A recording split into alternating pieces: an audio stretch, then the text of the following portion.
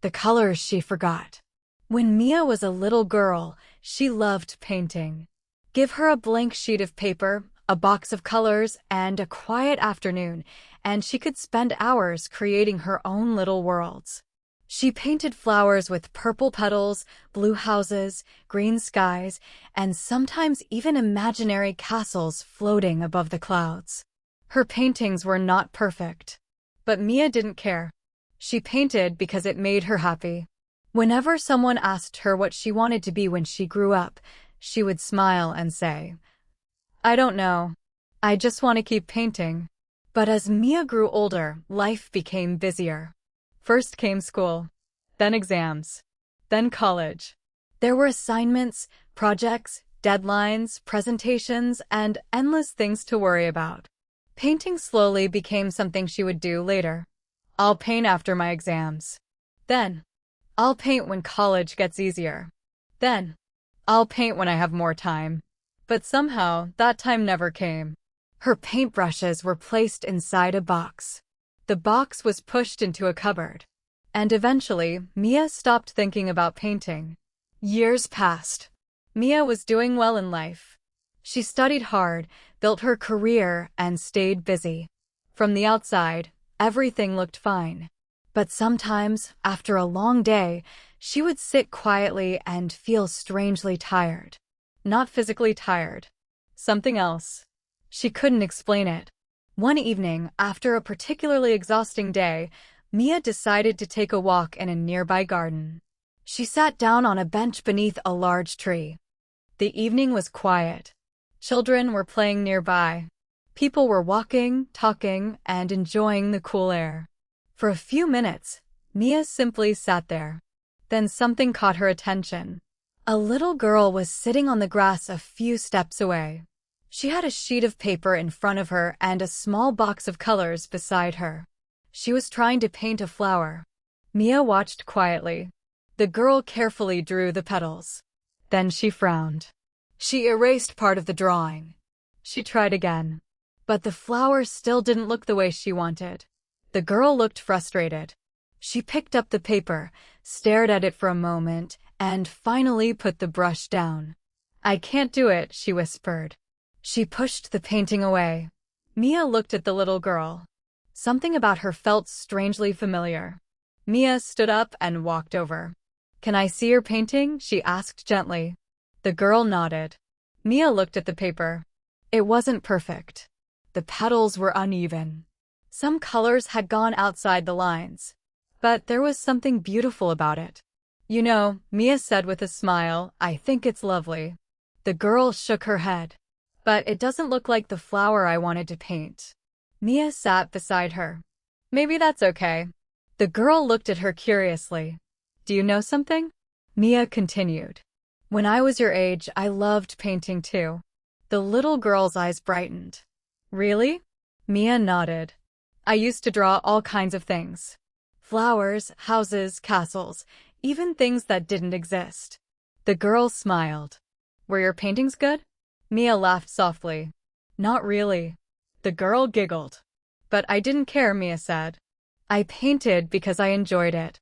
She picked up the brush and handed it back to the girl. "Painting doesn't have to be perfect." "It doesn't." "No." Mia pointed at the little girl's painting. "You don't have to make it perfect. You just have to enjoy making it." The girl looked at her painting again. "But what if I can't make it look right?" "Then try again." "And what if it still isn't perfect?" "Then it still belongs to you." The girl smiled. Mia continued. "Don't give up on something you love just because you aren't perfect at it. Sometimes, we become so worried about doing things perfectly that we forget why we started doing them in the first place." The girl picked up her brush again. This time, she didn't erase the petals. She added another color. Then another. Soon, she was smiling. Mia watched her paint. And suddenly, something inside Mia changed. She looked at the little girl's hands. The colorful brush. The messy painting. The smile on her face. And she remembered. She remembered the little girl she used to be. The girl who could spend an entire afternoon drawing without worrying about whether her paintings were good enough. The girl who painted purple flowers and blue houses. The girl who didn't care about grades, deadlines, competitions, or what other people thought. She had forgotten how happy painting had once made her. Mia looked down at her hands. For years, she had told herself she was too busy. Too busy with college. Too busy with work. Too busy with responsibilities. She had always believed that someday, when life became easier, she would return to the things she loved. But perhaps life was never going to become completely easy. There would always be something to do. Another deadline. Another responsibility. Another reason to say, "I'll do it later." Mia smiled as she watched the little girl continue painting. She realized something. She hadn't stopped loving painting. She had simply stopped making space for it. That evening, when Mia returned home, she opened her cupboard. Inside was the old box of paintbrushes she had forgotten about years ago. The brushes were dusty. The colors were dried out. She held one of the brushes in her hand. For a moment, she remembered the little girl in the garden. Then she smiled. The next morning, Mia bought a new set of paints. She placed a blank canvas on her desk. For a moment, she simply looked at it. Then she picked up a brush and made the first stroke. It wasn't perfect. The lines were uneven. The colors didn't blend exactly the way she wanted. But Mia smiled, because for the first time in years, she wasn't painting for school. She wasn't painting for a competition. She wasn't painting because someone expected her to. She was painting simply because she loved it. From that day on, Mia started making a little time for herself. Sometimes she painted for an hour. Sometimes only for 15 minutes. Sometimes she was too busy and painted nothing at all. But she stopped waiting for the perfect time. She learned something important. You don't always need more time. Sometimes, you just need to make a little space for what matters to you. And slowly, the colors came back into her life. Not just onto the canvas, but into her days. Years later, Mia looked at a painting hanging on her wall. It showed a little girl sitting at a table, holding a paintbrush. Beside her was a grown woman. They were painting together. Mia smiled. She finally understood that growing up didn't mean leaving her childhood behind. It meant learning how to carry the best parts of it with her. And sometimes, the things we loved as children are not childish at all. They are pieces of ourselves that are simply waiting to be remembered. So don't give up on the things that make you happy. Life will always be busy.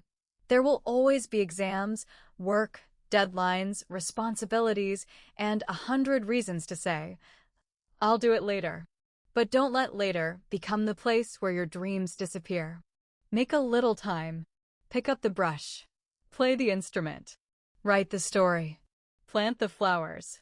Do whatever makes your heart feel alive. You don't have to be perfect. You don't even have to be good at it. Sometimes, you just have to begin again. So tell me in the comments, what's your favorite hobby and how long have you been doing it? And if this story touched your heart, don't forget to like, share, and subscribe for more beautiful stories.